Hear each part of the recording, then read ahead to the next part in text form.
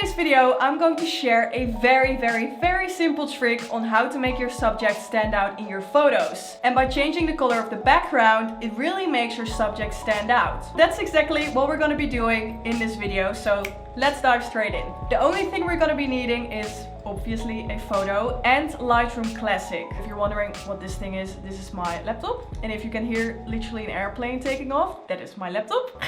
So I've done some basic adjustments to this photo, but the cherry on top is going to be changing the background color. We're going to go into our masking tool and then select our subject. Now I'm going to invert our mask like that. As you can see, the whole background is now a mask. Then we're going to dive into our color tab, which you'll see when you open up the mask section.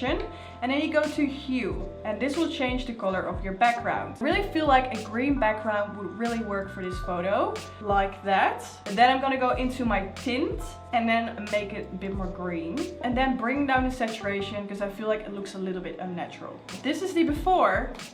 And that's the after. It's such a little adjustment, but I feel like it brings the whole photo together. That's it, and I actually used this photo for one of my thumbnails. Let's dive into another one. That is this photo. It's super dark. Our subject is not really standing out, so I'm just gonna apply a preset. And I'm gonna be using After Dawn for this photo. It's from my preset pack. The thing with this photo is the background, or at least the background behind the car, is yellow, which I don't really feel like it makes our car really stand out or gives it that grungy feel I'm going for. So we're gonna dive into our masking section again and then select subject. It made a little mistake here.